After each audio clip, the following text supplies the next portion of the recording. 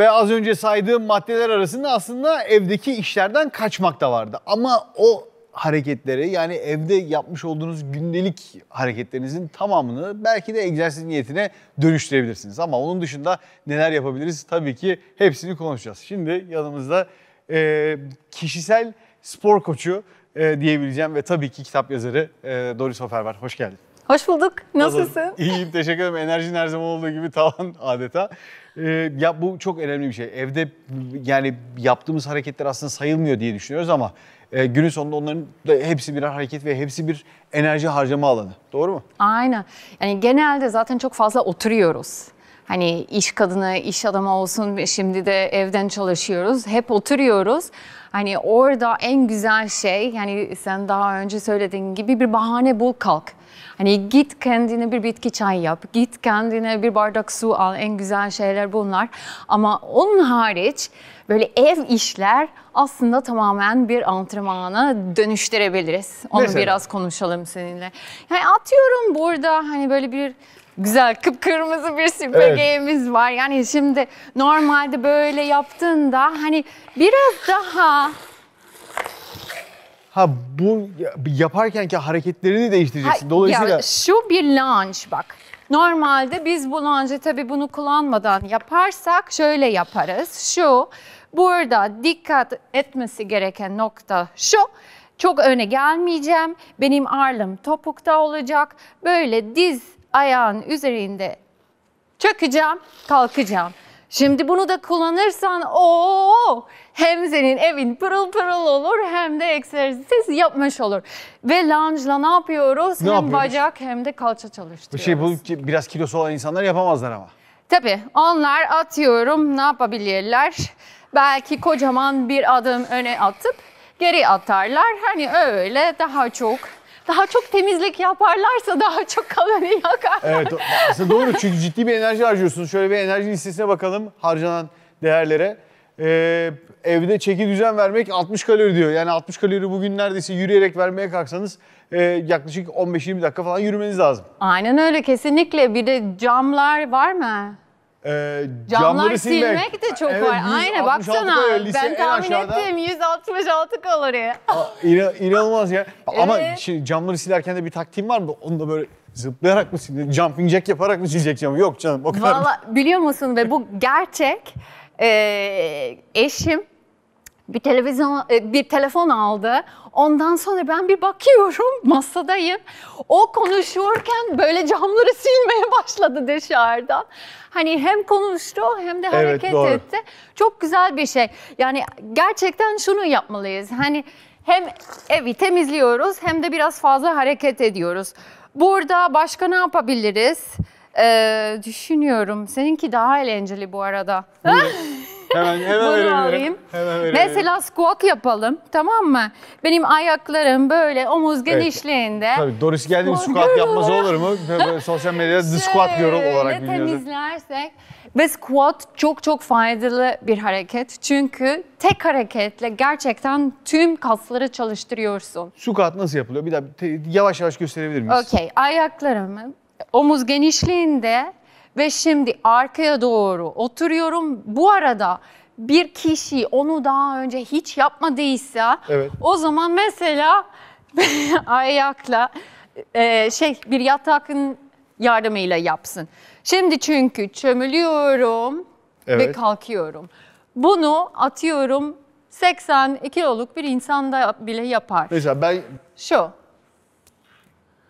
Ben de temizlik yapıyorum. Sen öyle yap. Biraz daha öne gel. Muhteşem, süpersin. Oturacak mıyım ama böyle bayağı oturdum yani. Evet, ve kalkıyorsun.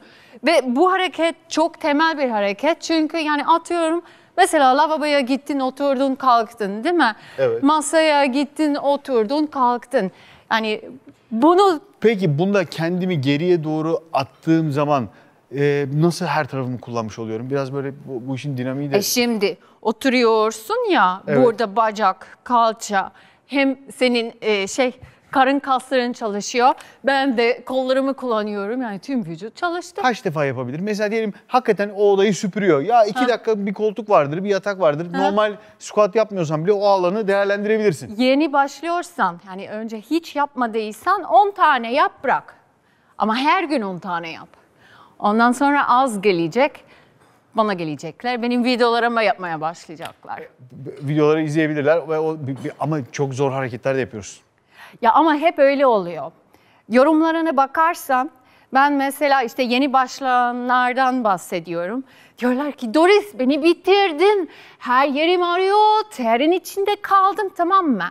Ama bu insanlar bırakmazlarsa yemin ederim bir hafta sonra, bir ay sonra değil, bir hafta sonra aynı insan aynı videonun altında yazıyor, artık yapıyorum. Çünkü bu tamamen bir alışkanlık. Yani tabii ki eğer sen bu kasları hiç kullanmadıysan acısı yok yani. Bu normal. İnsanların ama devam kasları edersen adapte oluyor. tabii kuvvetleniyorsun. Ve burada istediğin sonucu alıyorsun. Ve sadece bir hafta yeterli mi buna? Bir hafta yaparlarsa Alışmak için söylüyorum. tabii ki yetiyor.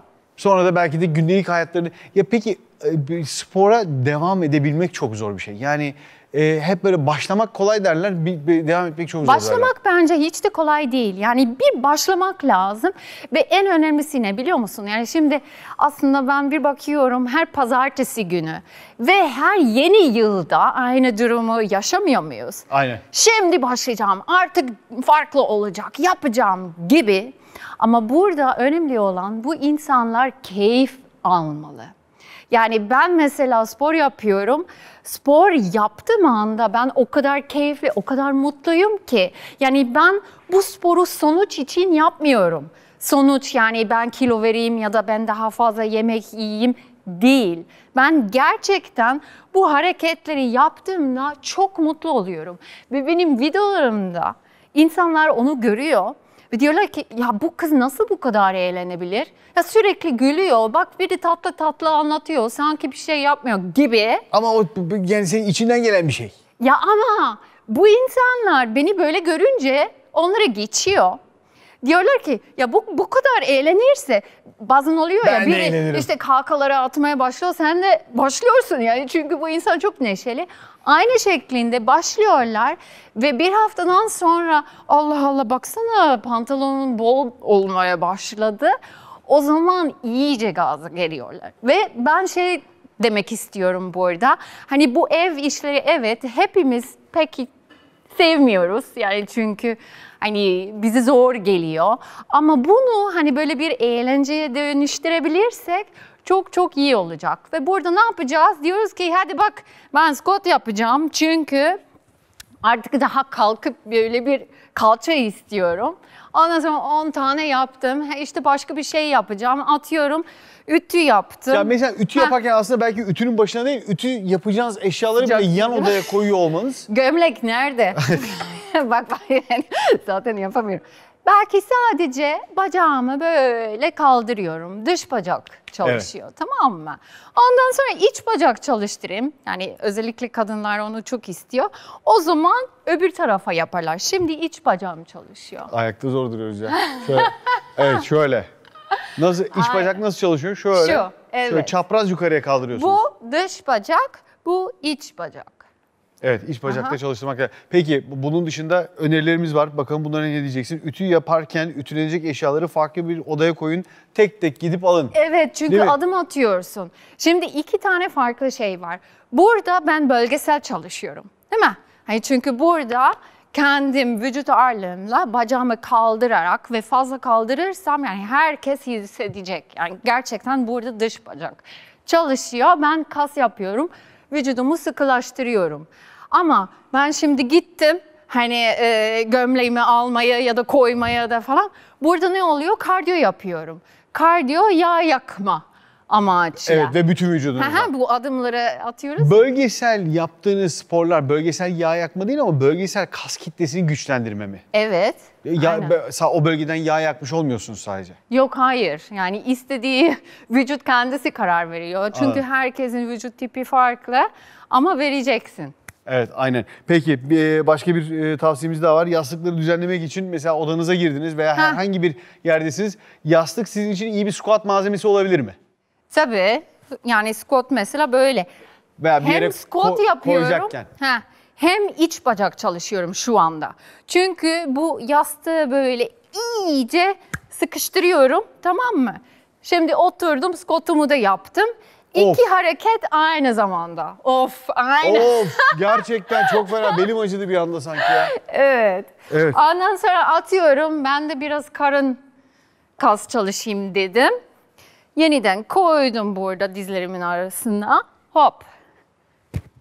Evet, valla bir Karın yastıkta kas. neler yapabilirsiniz? Gerçekten inanılmaz. Yerleri silmek 120 kalori normalde. Yerleri silerken bezi yere koyun ve ayağınızla üzerine basın. Sonra ayaklarınızı önce yana ve arkaya doğru kaydırarak silme işlemi yapın. Diğer ayağınızla yaptıktan sonra bezin yerini değiştirin filan. Mesela, Aynen. Şimdi olabilir mi bezlerimiz böyle? yok ama hani olsaydı mesela koy onlara, ondan sonra bu şeklinde koşabilirsin. Ya da bezi koydun, böyle yerleri sildin. Bu hareketleri yaparken tabii sakatlanma ihtimaliniz olabilir. Dolayısıyla önce ısınma hareketleriyle siz en azından ütü yaparak veya süpürgeyle çalışarak başlayabilirsiniz diye söylüyorum yani. Peki onun dışında böyle ev kadınlarına mutlaka tavsiye edeceğim bir şey var mı? Sen sadece sporda değil, sen aynı zamanda bir yaşam koçusun. Yani bu mutfağı da kapsıyor yaptığın işler. Tabii. Ve nasıl motive ediyorsun bu insanları? Sağlıklı beslenme, yani sen zaten hazırladın burada Anlatacağız güzel. birazdan. Aha. Birazdan çok önemli bir konuğum da var. Ayça Kaya bizlerle birlikte olacak. Yani şimdi hareket etmek gerçekten en önemlisi. Çünkü hareket edersen o zaman daha fazla da yemek yiyebilirsin ama bu şey anlama gelmiyor. Yani şimdi ben fast food'a saldıracağım. Yani o çok kötü bir seçim olur. Benim metodumda gerçekten bir tek kural var ve ben diyorum ki spor yapıyorsan %80 sağlıklı seçimler yaparsın. Hani işte salata, sebze, Evet. hani böyle bakliyatlarımız çok güzel gibi şeyler. %20 artık canımın ne isterse.